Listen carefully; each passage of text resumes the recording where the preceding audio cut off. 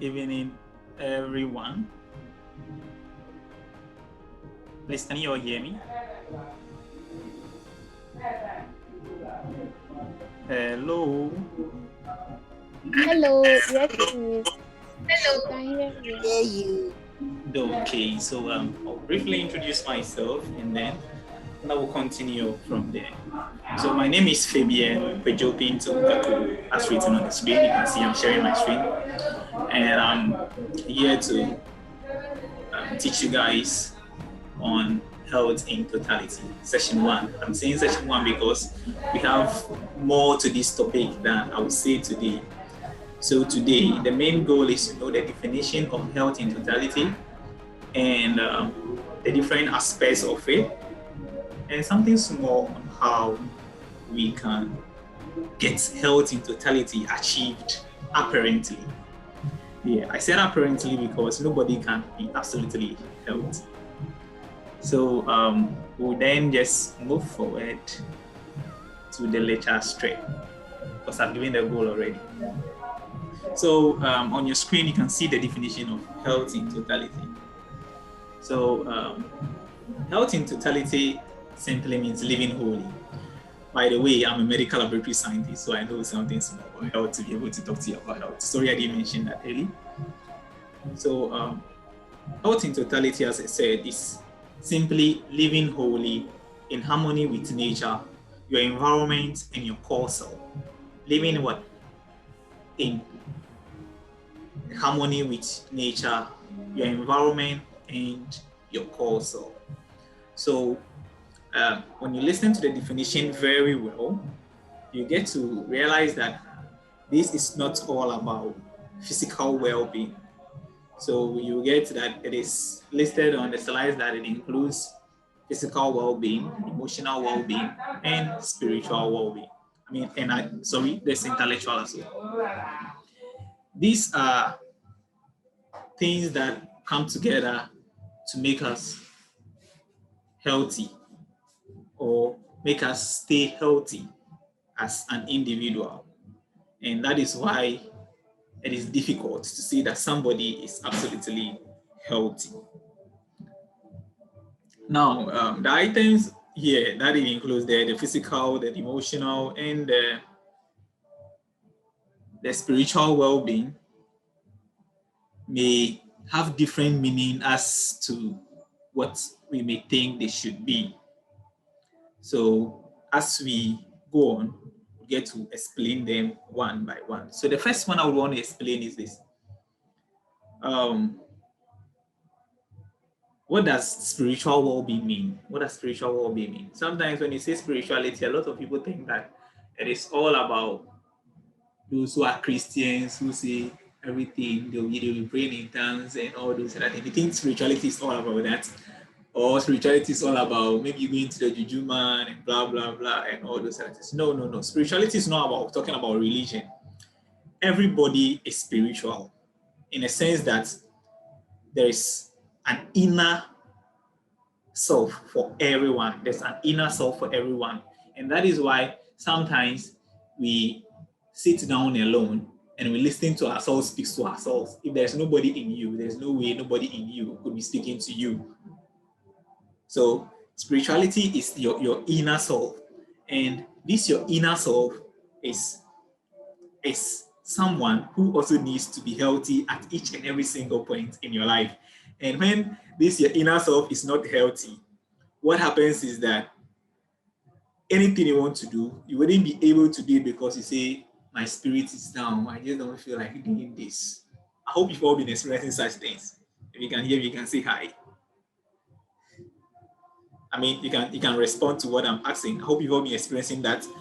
Oh, I want to do this. And I mean, sometimes you actually need to do the thing, but you feel so down. Like your spirit man is down. Your spirit man is simply unwell. Your spirit man is simply what? Unwell, or is not in a healthy state as at that point to be able to go with you, to be able to push you to do the things you need to do. So one of the things that you need to be doing,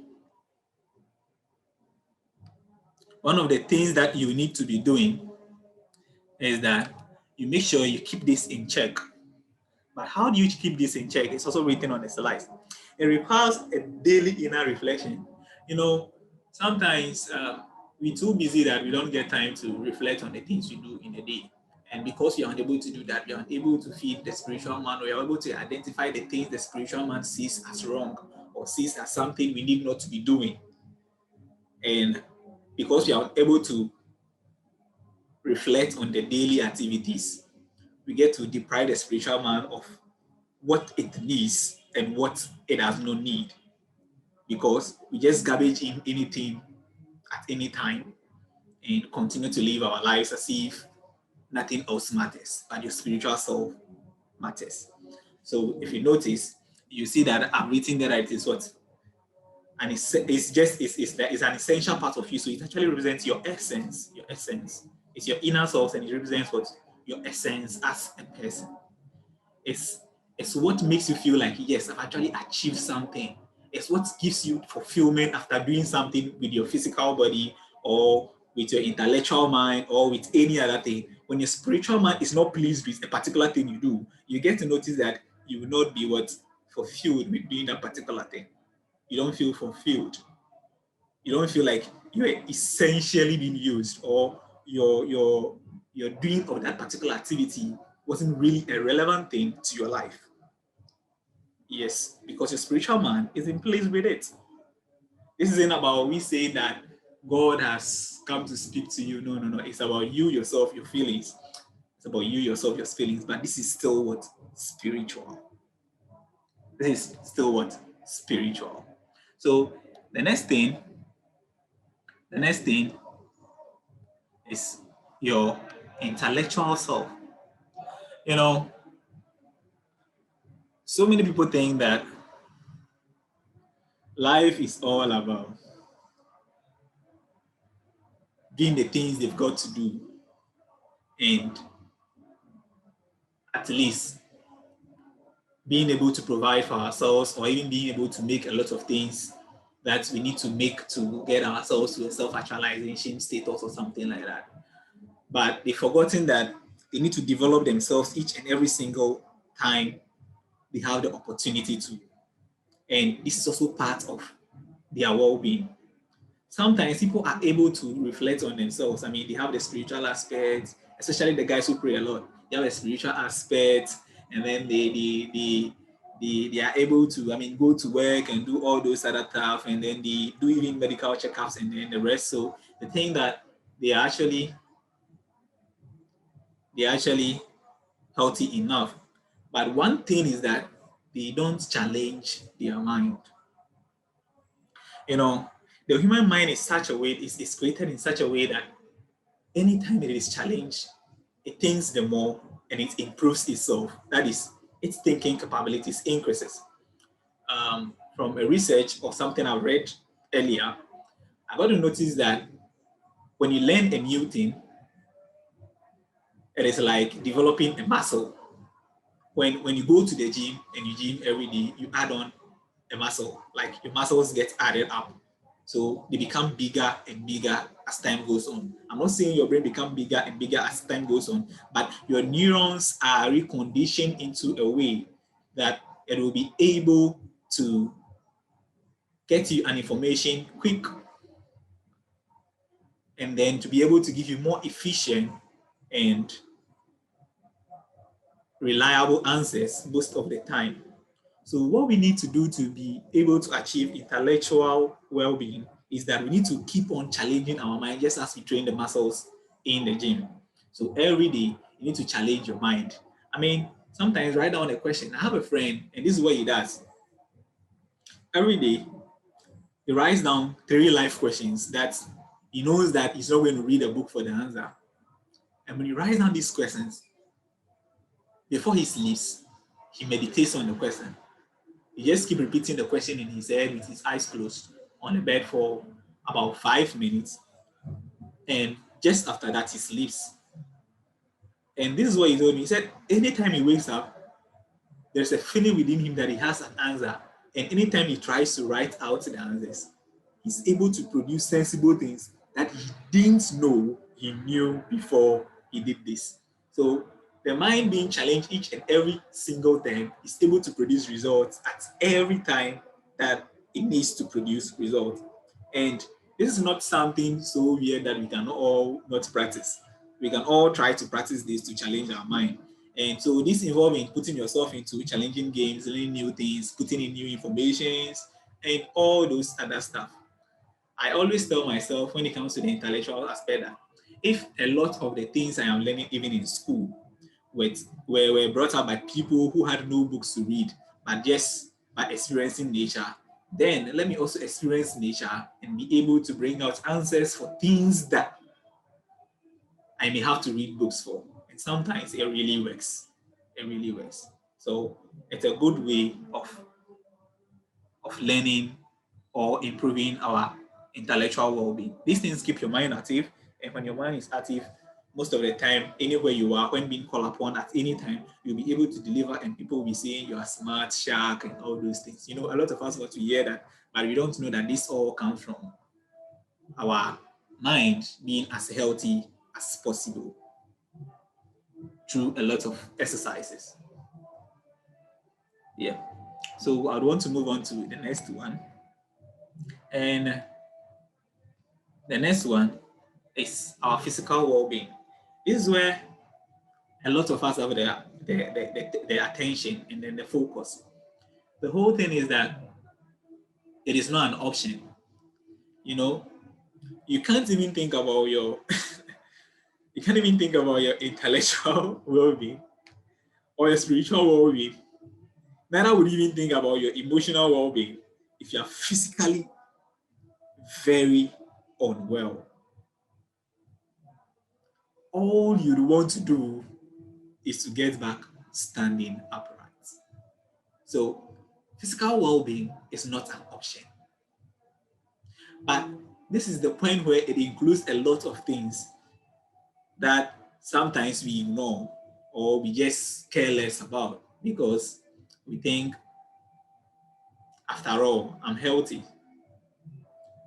Because I'm a health personnel, I know that nobody is absolutely healthy. So you can't say you're just healthy like that. We are apparently healthy. Apparently healthy means that we are looking healthy. Yes, because you've not done any tests, you've not done any checkup, you've not done anything to check whether we are actually well in all these aspects of our lives. So we are apparently healthy. So this part is actually not an option. And this includes your physical well-being. I mean, when I say your physical well-being, it means that your body state, is it scientifically ill, or do you have an injury on it?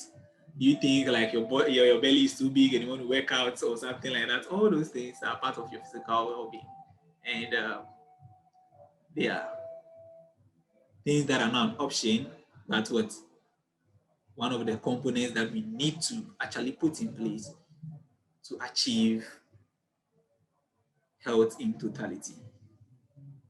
So when you continue, um, the next thing is emotional well-being. The emotional well-being is extremely important. It's extremely important. I repeat that, it's extremely important. That is because most of the times, as human as we are, even though we are logical beings, most of the decisions or some of the decisions we make are all based on our emotions. And sometimes when our emotions are not being controlled very well, they get to even replace, especially in the ladies' context, they get to replace the thinkability of so many things and rather put the emotionalization of so many things there. And they get to make so many decisions that if they were to be using the rational aspect of their mind, wouldn't have been made in the first place. So for us to actually achieve health in totality, we need to be emotionally well. So to be emotionally well means that we need to learn how to control our emotions. Um, this thing includes a lot of activities that are hard sometimes. But for you to actually be able to control your emotions, sometimes you need to experience some of the emotions and learn how to control them on the spot. So there are things that include maybe in your relationship you've been encountering a particular problem, from time to time. You need to realize that, okay, I encounter this each and every day and I react to it this and every other day. Would it not be good that I learn not to react to it that way? So the next time the person does the same thing, you don't react, but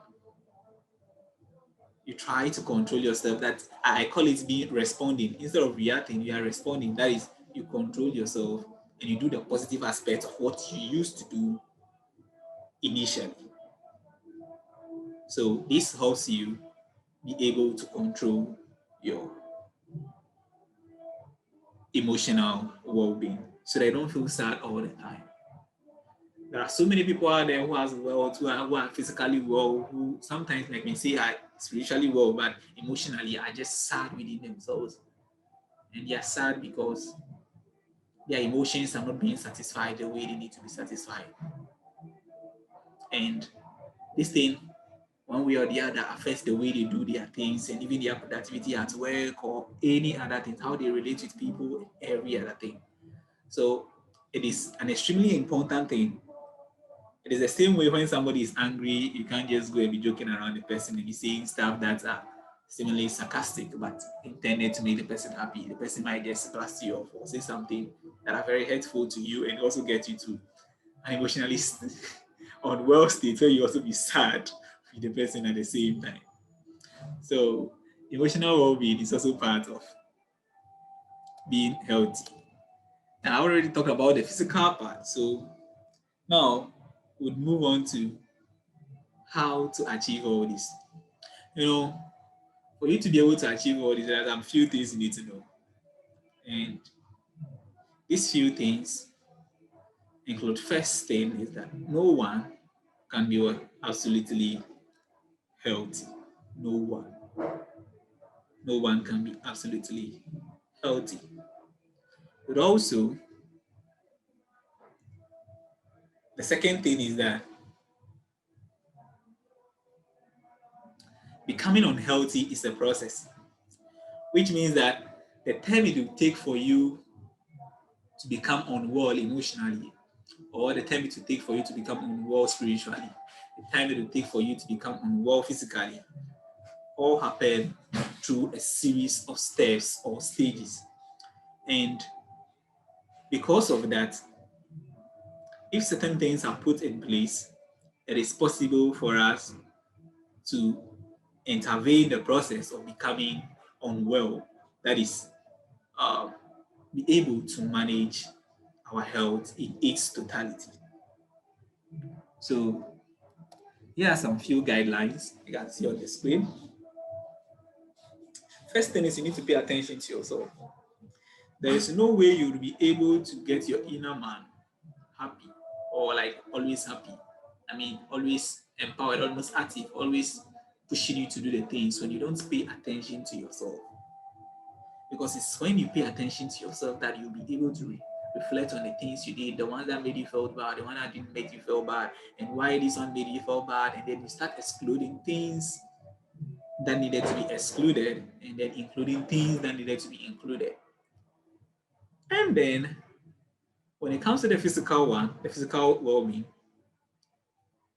our minds are not analytical machines, neither are they diagnostic machines. So they just can't diagnose us and say we are going to become ill because there is a parasite in our body, or this thing we are doing is causing this or that thing happening in our blood vessels. No, our minds don't see things happening in our body. No. They only communicate to us a sense of what is happening. And the sense of what is happening sometimes does not mean that we know exactly what is happening. That is why the hospital has been established to have a lot of people get checked up for which processes are going on that might be detrimental to their physical well-being at long run. So it is good that we do what? Timely checkup. And that is why Doomful is coming up with a screening booth that we can all get ourselves screened from time to time to make sure that our physical well-being is being kept at constant place. That will help us all be able to grow and develop well. And also, there's an aspect where I call listening to trusted people around you. You know, for emotion and spiritual well-being, sometimes they all come from the things you hear, the people you listen to, and then the things people say about you. Sometimes we are emotionally unwell because we've heard a lot of people saying a lot of bad things around us, which we ourselves we know are not true, and you're just feeling sad for ourselves. But hearing those things is not the same as listening. So now let me show you the difference. Hearing is the fact that, okay, I'm passing here and they are playing that song, so I can hear the song literally, but I'm not listening because I don't pay attention to the lyrics. But listening is that I want to know what the lyric says. You know, sometimes when you hear what people are saying about you, all you need not to do is just don't pay attention to it because they're not people that really matter in your life. Sometimes. And the people you really need to listen to are the people that really matter. And most of the time, they are people that are trusted. The reason is that even though they may rebuke you, they are trying to put you on the right path. But some people who do not know anything about you or know your left from your right or know the purpose of why you're doing a particular thing, when they talk sometimes about some things, you just don't need to listen because that is going to destroy your state of health, either emotionally or spiritually. And then you have to have a good pattern to follow. I like this, a good pattern to follow. A good pattern to follow is like every day when you wake up, you have a morning routine, or every day when you wake up, there is something you must do. This is what allows you be able to follow the sequence of everything you do in a day in case you want to do a self-reflection on a day. And so in doing that, you're able to identify that, no, I added this thing when I was doing this, and this will help you be able to identify that, no, this was what caused me to not feel so well when it comes to my spiritual man. And you would get to do something about it. But when it comes to the other aspect, like emotion, sometimes you are emotionally unwell already, and then you need to get back on track. So you need to, I mean, get people to help you, and that is ask for help. Now, talking about the emotional aspect, let me go back to the emotional aspect. Sometimes we think the hospital is basically for just the physical aspect. Sometimes the hospital deals with the emotional aspect and then a bit of the intellectual, yeah, and spiritual sometimes, yeah. But you know, in Ghana, the country in which, yeah, sometimes it's hard to get the spiritual aspect being dealt with because you know we have a variety of beliefs, and that is even happening across the world these days because of the different beliefs. But the old system in Asia, I think I've forgotten the name, but it was a way of healing people. That way of healing actually inculcates your lifestyle, your spiritual self, and then your physical state together to be able to give you a very good treatment. And so such system were very helpful in terms of bringing up a healthy person. And in this our current health system, there are different professions that are being put in place that are supposed to help us even emotionally. Because when you're emotionally unwell, it actually affects our work activities and other stuff. So we have people like occupational therapists. Occupational therapists are people who are there to help us separate our emotions and work and be able to manage all these things so that at the long run, we'll be a whole well-living person to be able to run and work effectively. So yeah, those are some of the things that are in the health system. And when it comes to the intellectual aspect in the hospital, that is where sometimes there are tests that are conducted on our brain, and we get to realize that there are some deficiencies when it comes to our mental health or something like that. And these ones are usually done through the clinical psychologist. And they have some series of questions. Sometimes you may have to answer. Sometimes they do so many other activities, and your responses kind of interpret what is happening in your mind when it comes to your intellectual ability. And these things help to manage you intellectually, so that help to manage you so that you become well when it comes to this as well. And so the last point I have here is engaging in activities that builds your mind. Well, in your own small way, you can download a mind-boggling game, a game that will cause you to use your mind, maybe like draw a pattern to get somewhere, or maybe get people to cross a river with animals and things around. There are games like that. In fact, when I was in school, we're playing. I was playing with a friend all the time because you always want to complete the game and then do another one. And it was challenging. It was, our minds tough time a bit, and it was keeping us active. And it's actually good because your neurons are being built to think more faster and to bring out a lot out of you. So yeah, since this is session one, I didn't want to go into details too much, and I'll leave you here and ask for questions. So if you have a question, you can just raise your hand, ask your question, and listen carefully for your answer. Thank you.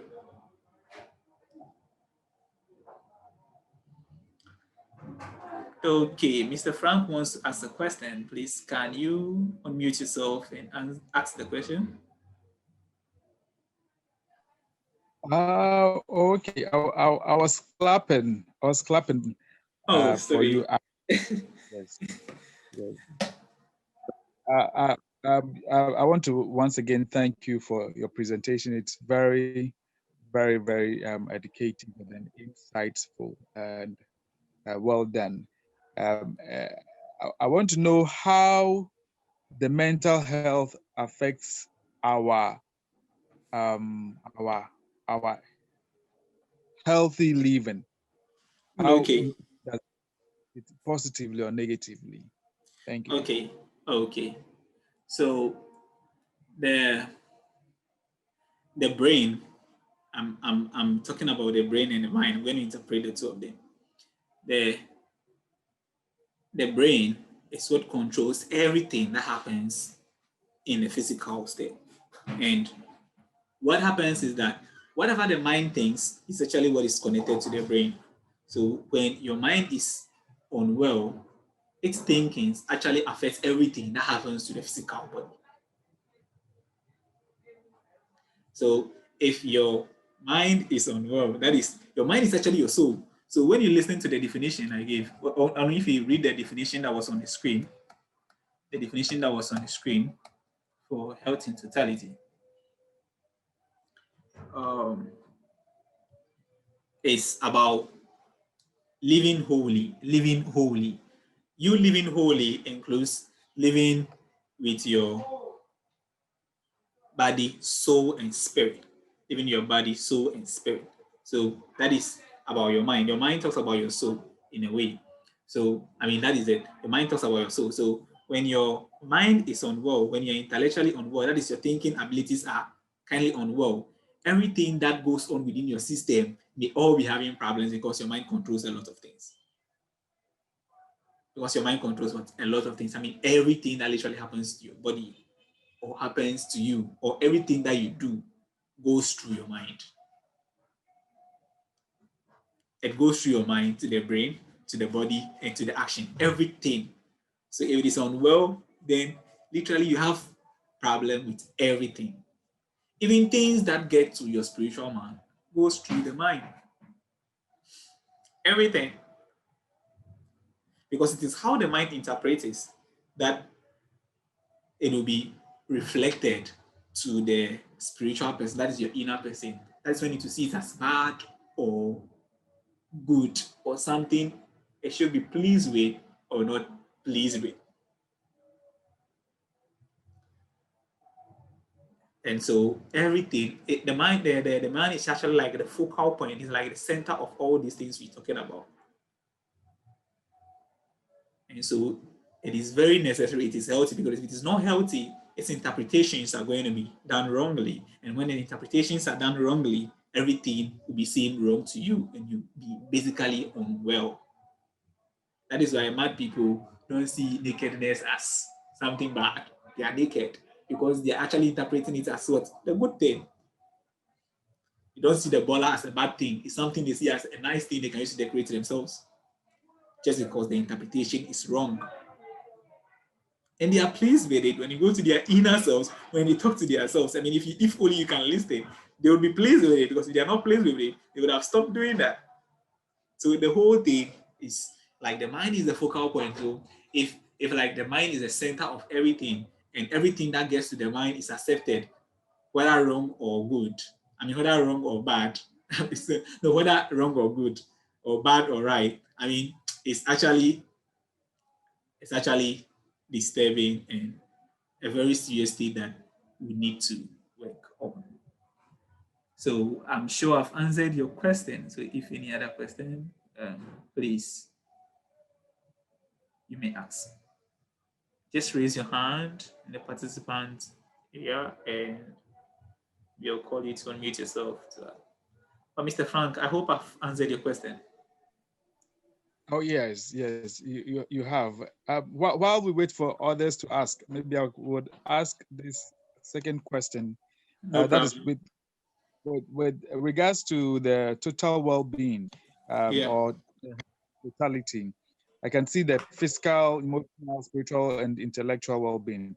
Are Yeah. they all at like needed equally, or one is needed more than the other? And if yes, which is needed more? Okay. So when it comes to the one needed more and the one which is not needed more, I would say that since our physical well-being is not an option, is the most important one. But each and every other aspect are essential. Each and every other aspect are essential. The physical well-being is important, the most important, I say, because I said in the lecture or in the interpretation that if you're physically feeling very ill, which you can't stand upright, there is no way you would even feel, why should I be happy? You don't even have a reason to think of why to be happy and all those other stuff. It is unless that unwell state become like your state, you know that you've actually accepted that, okay, this is how I'm going to live. Like you become paralyzed and you know you're going to live paralyzed forever. So you have to accept it then. That is when you forget about it being a physically unwell state, but now going to take it as a physically well state and then live with it. And then now all you need to focus on now is your intellectual aspect. Where your intellectual aspect is able to accept it, then you draw it into the spirit man and you sprout forth the emotions as well. So yeah, it depends on the situation as time goes on. Yeah. Or depending on your state of health as a person. So thank you.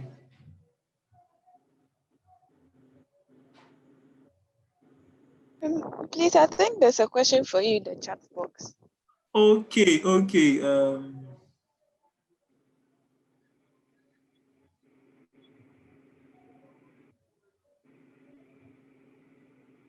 Okay, so somebody is asking whether it takes the mind to make you fall in love or it is the heart. Okay, so now when we talk about spiritual well-being actually relates to what the heart thinks is right. So I'm sorry I didn't include that earlier on. The spiritual well-being includes what the heart thinks is right. And the the mind is what first accepts what it says. When the mind accepts that okay, it is okay, then the heart will then move forward with it. The heart will then what? Move forward with it. The heart acts on what the mind takes. So first of all, if you see someone, like maybe you're a guy and you meet a lady, when you see the lady, you first of all have sense of vision. The sense of vision sends it to the brain. When the brain interprets it, the mind says that, oh wow, she's amazing. Probably based on looks and maybe one or two things she's done, then you feel like, okay, by the judgments in your head, you accept that, wow, this is cool. Then your heart begins to see that, okay, wow, you're accepting all these things. And if your heart says that it's cool, I mean, your spiritual man says that, okay, this is cool with me. I think I can go with this. Then it starts to yearn for that. So you see, it takes the mind to start the process, but the heart actually has to finish it up for you to actually be in love. That is how love thing works. That is based on what I know. Yeah, it's not definite. It's not definite. Somebody may give a different interpretation or relation when it comes to how it works. Yeah. So the points where they say follow your heart is when maybe your heart is not really pleased with the person, but like your mind thinks this person is right, but your heart thinks that the other person does more or has more potentials as to which of them you should. That is if you are torn between selecting two people that you want to really move your life with. Yeah, something like that. That's when people say follow your heart. Something like that. Yeah. So thank you. I think I've answered your question.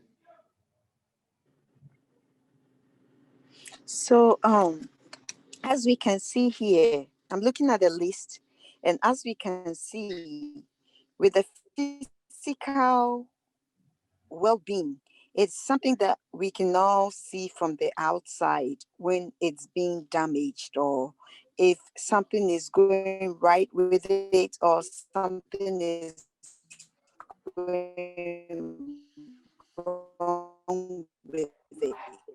Yes, please.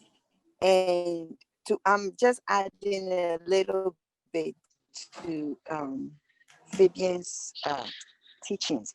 We can see the physical well-being is good, because that one, it's physical, spiritual, and intellectual thereof, because see, nobody can see it, and those live within us. Okay, so for instance, if you're going through an emotional state, or if your spiritual being within your body is not functioning properly, it can really drive out a lot, and if it's not well taken care of, it can really destroy your physical well-being. So That is it's true. very important for us to first of all take very good care of our inner being, which is the emotional and the spiritual. And how do we do that? I think probably maybe because of time, maybe we'll treat that another time. But I would like to ask, how do you of that emotional, spiritual being within you in order to reflect? Madam Karina, please. I didn't get your last statement. The line My, was.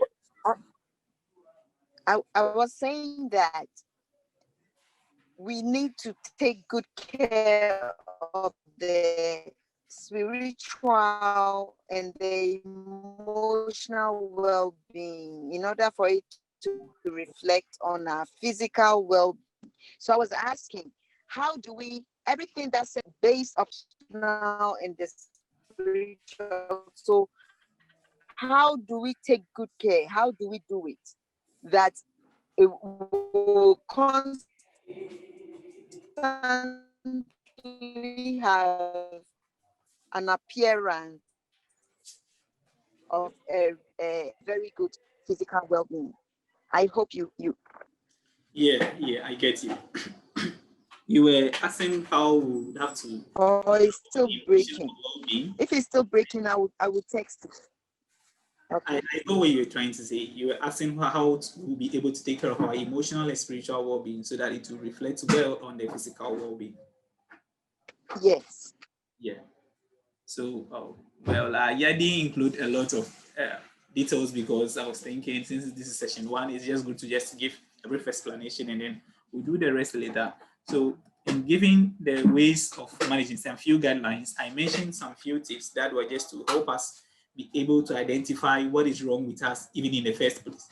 That is giving attention to yourself. So for you to be able to realize there's something wrong within you, like you don't feel unwell, like you're not being pushed to do something, like there's no your spirit man is down. It's when you pay attention to yourself that you realize that I want to do this, but my spirit man is down. So when you pay attention to yourself, so you first of all have to identify that there is a problem. So when you identify the problem, then what was the cause of the problem? Why is my spirit man not being moved to do this or that? Okay, so it's all about identifying the problem and then what is causing it.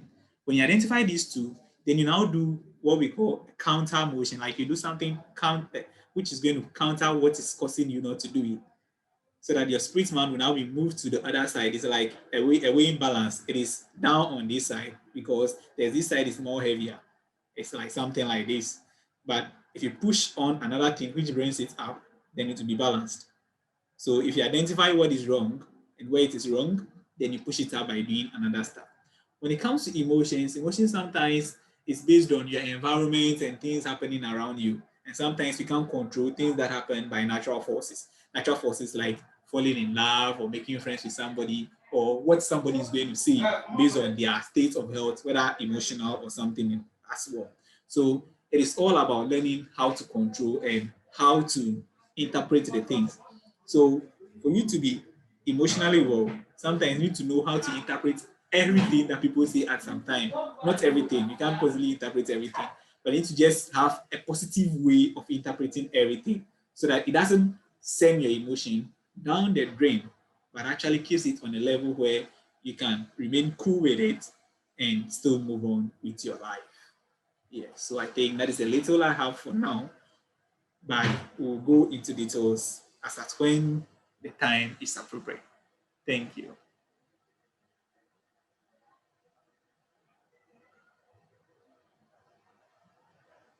Hello. We are here. Hello, yes, we are here.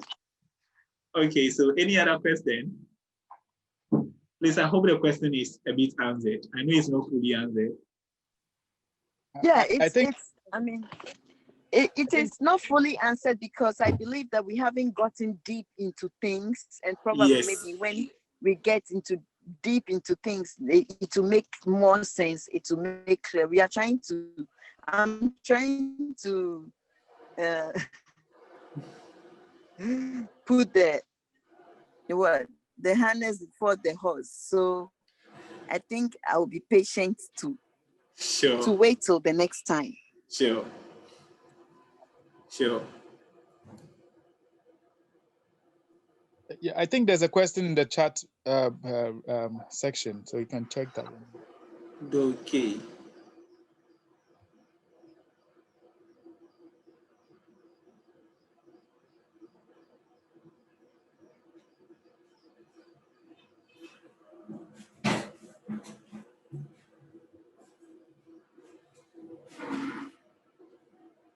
Okay, so somebody is asking whether they would be able to identify themselves, whether they are mentally unwell or not.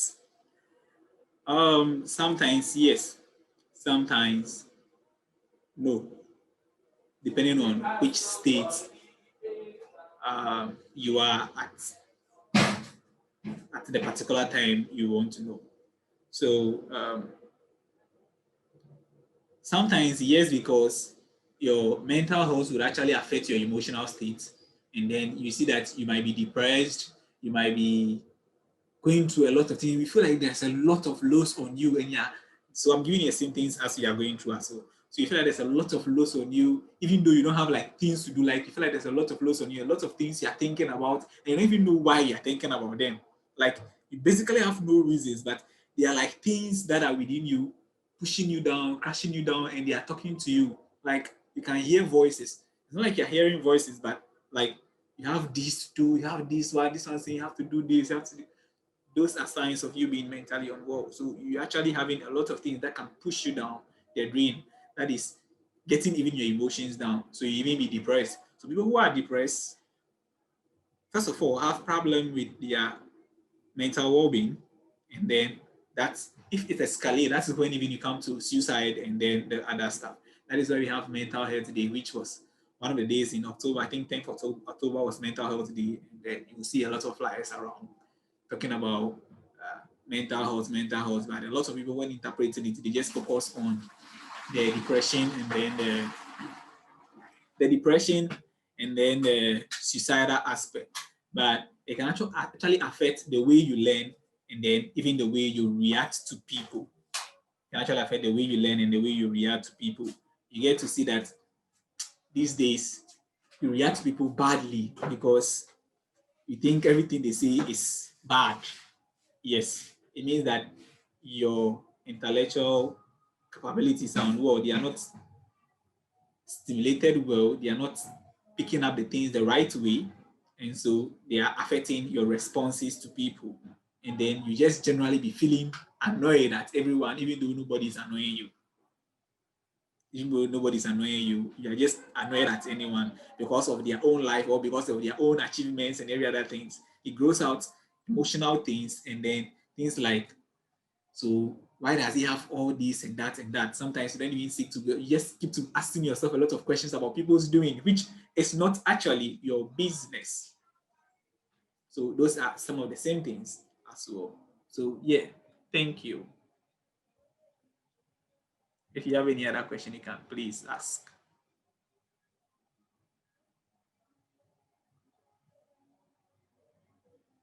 Please, I hope your question is answered.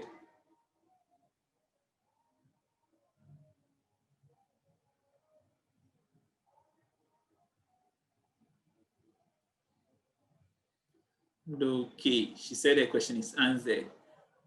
Please, any other question? There are a lot of questions you can ask. So a lot of questions. Even me myself, when I was preparing this document, there are a lot of questions I was asking myself. And I tried answering a few of them. So if you listen to my presentation, I wasn't actually reading a lot. I was just talking about other things in relation to whatever was being projected on the screen or whatever you can see so far.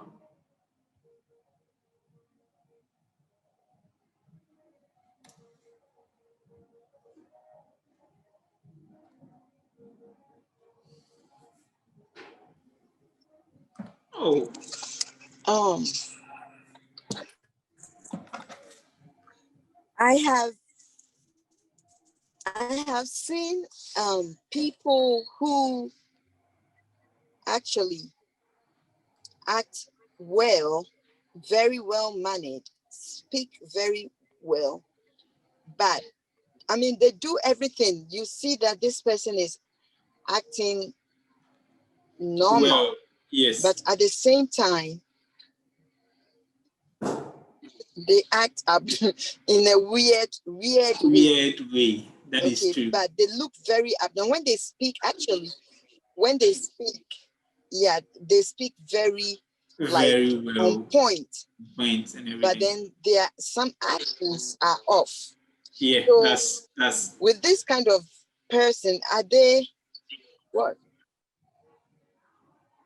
yeah. So they are actually also having problems with their intellectual health or their mind or their mental health problems. Yes.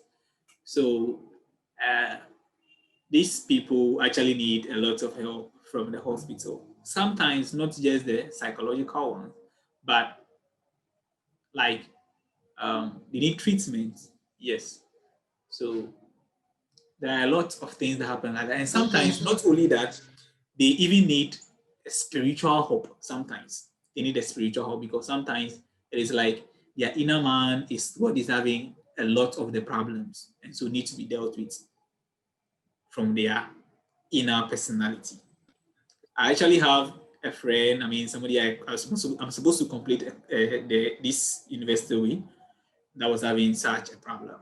So I understand. Yeah. So they do everything But normal, but you see that they do some 1, 2 things, and you get to know that why does he do that? Yeah. So you need to sometimes you need to help but these then people. I think The awareness in Ghana when it comes to mental health, you know, a lot of people assume and think that mental health. When we talk about mental health, then it's because it has something to do with mental or it has something to do with asylum or something. It's embarrassing. So people Yeah. don't want to even address issues when you can see that maybe this person needs help Yes. or you know you have to go to the hospital because I'm emotionally down or I need some counseling.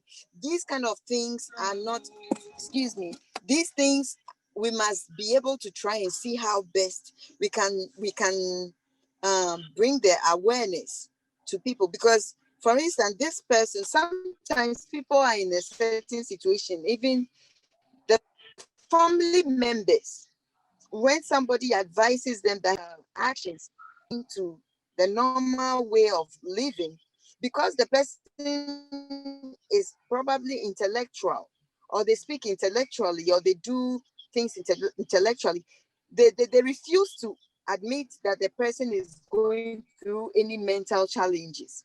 And then they Yeah. leave the person and assume that, oh, the person is okay. So, these teachings are really, really, really, really great and important.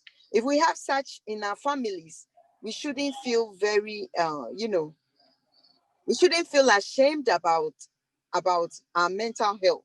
Yeah. It's our mental health is mental health. Yes. Just as Mental our health is feel like it's mental just health. like getting malaria. Yes. Yeah, and it's Yeah. just like getting malaria. So we shouldn't feel ashamed about it at all. Yeah. So it's something we all need to create awareness about too. But usually because it is celebrated in the month of October, where everybody is all about breast cancer, breast cancer, breast cancer. Sometimes even it's being overshadowed. I mean, when it comes to creating its awareness and all these other stuff. Yeah. So I think it would be good that sometimes it could be something. I mean, a session of maybe teachings that could be published on media pages or something like that, like what we're doing, or maybe just some few slides about mental health and symptoms, and then we publicize. I mean, on each aspect of health can be done so that people get to know. Actually, people don't even realize that there is something like health in totality, where they need to look at their spiritual self, look at the intellectual aspect and emotional aspect and physical well-being. A lot of the people out there, a lot of civilians, a lot of intellectuals, I mean, people who have been to school are totally clueless about a lot of these things. And this is simply because the information is not easily available, it's not readily seen. Even though it's available, it's readily available, it's not readily seen, in the sense that they are all written in articles that people hardly read these days, than to just be on social media, scroll through the pictures, read some 1, 2, 3 comments, and move on. That's the thing. So we need to find a way of bringing it to their view, like the social media and the rest. Yeah.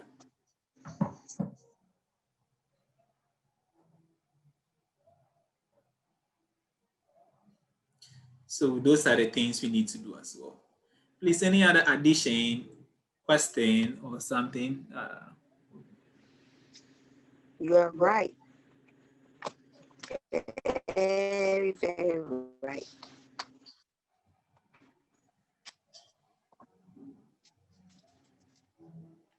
Okay, so now I want you guys all to hold your questions about mental health, so that when the day is there where I'm talking fully about spiritual being, or I'm talking about mental health fully, I mean, when we are going into details, the next session we'll be able to talk more and discuss more on all this.